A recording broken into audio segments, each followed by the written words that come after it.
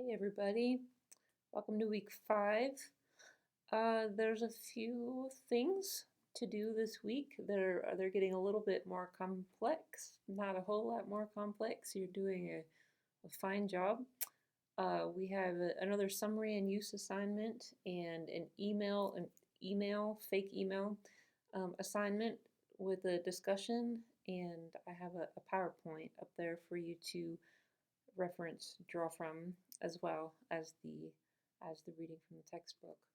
So I wanted to add a couple of things. Your textbook, as I've said before, is all about being what they call you-centered, so the audience-centered, focused on the audience, um, leaving out the a lot of the ethos and pathos of the rhetorical appeals, but that doesn't mean that those disappear. Tone is very important. I wanted to tell you it's in the textbook as well, and it's in the assignment that's coming up. Your first major assignment is the potential employers report. Put the bottom line first in all of your business correspondence. It's an idiom, putting the bottom line, right? It means the outcome, the point, or the solution. It's kind of like a thesis, but it's not really like a thesis, because a thesis, if you know, in academic writing, is a claim that it has to be proven throughout the paper. The bottom line is something that the rest of your communication should support that. However, um, it's like we tend to think of a thesis statement as like, oh, you lead up to it, you make a claim, and then you prove it later. The bottom line is literally like the first thing that you want people to read in business correspondence. In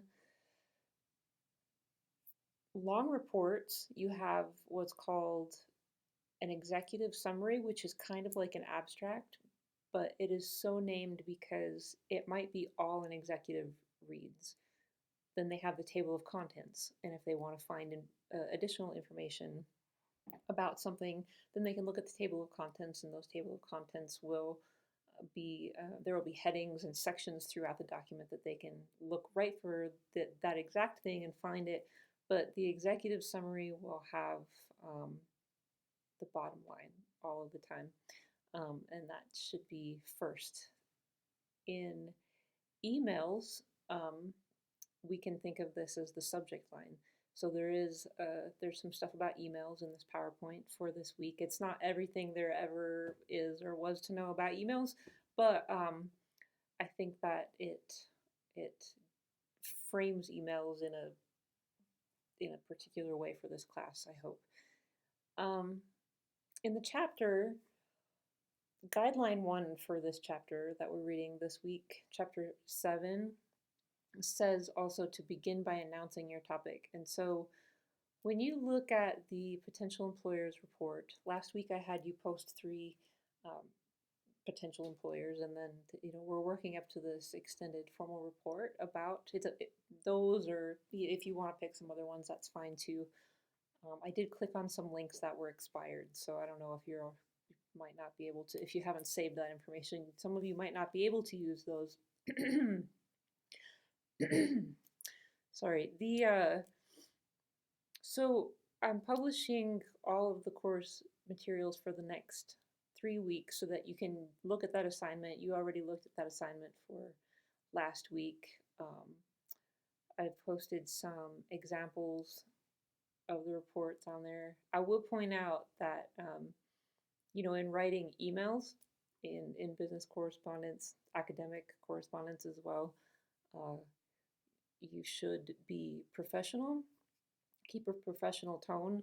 Um, the examples that I have, I just looked at some of them are from 2013. I probably should look back and find some better, more current examples from this university, but I was not Dr. Steinman in 2013.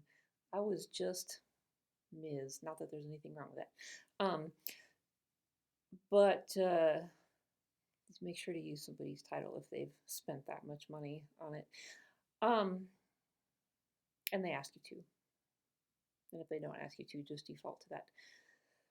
So, Chapter 7 says begin by announcing your topic. When you look at the potential employer's report, you can see that sometimes it looks a little bit repetitive when you announce your topic and then you go to your topic and then you come back to your topic and then you come back to your topic again and you restate your topic, and the bottom line shows up again and again and again because it is important. In the textbook, chapter 7, page 123, they have rather Anderson has an example of a chapter. This is an example of interlocking topic statements. However, see that the first sentence in chapter 2, I don't know if this is very clear. This is chapter 2 of chapter 7. The Metropolitan Zoo faces a severe budget crisis.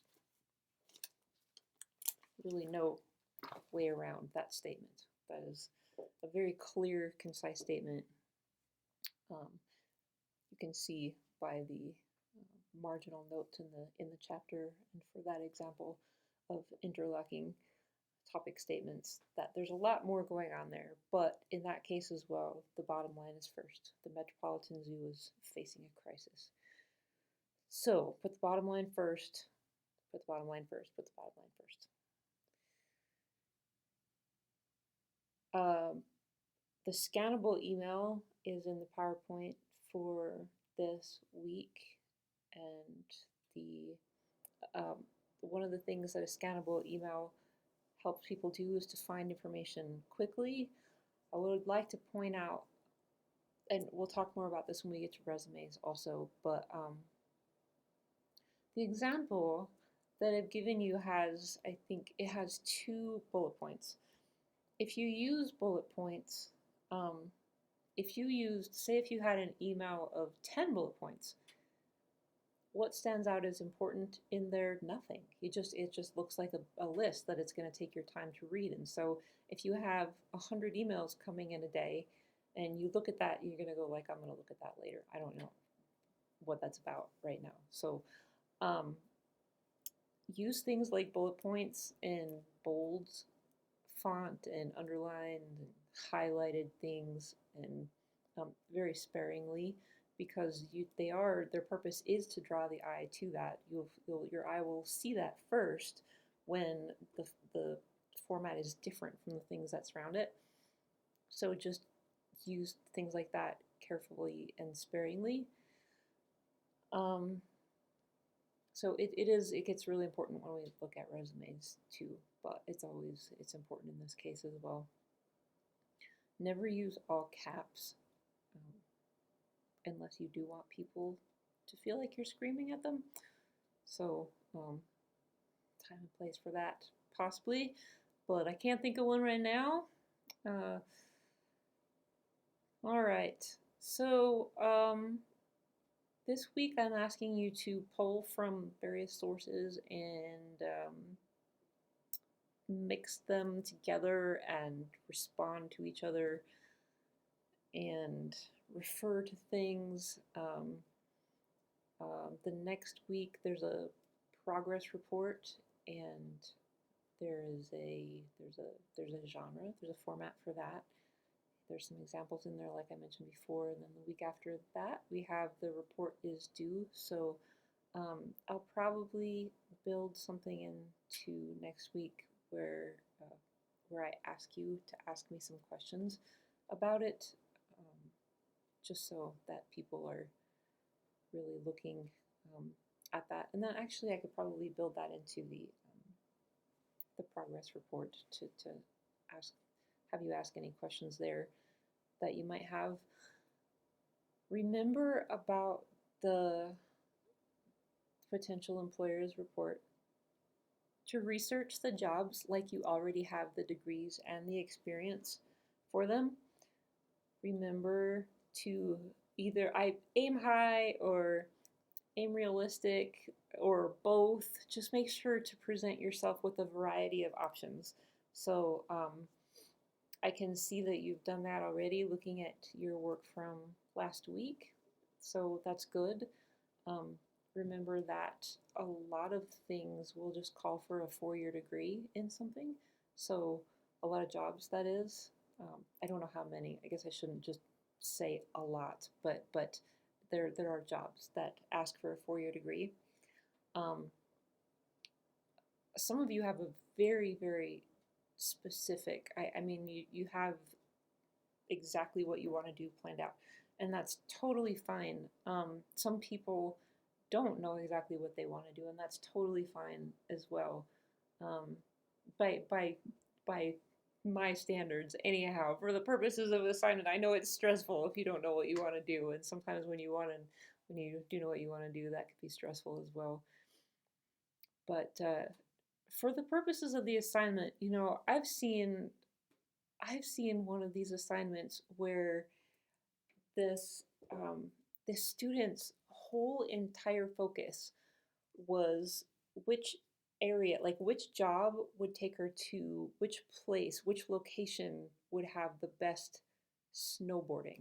That was her entire focus. She was like, I'm gonna have this degree, I'm gonna have this experience, but here's where the good snowboarding is. And so this job is there, that job is there. Like, um, that's fine too, because it's your life, and as long as you hit all the points in the assignment, then I am happy. So, a lot of people have different circumstances. Some people need to think about schools for their children. Some people need to think about um,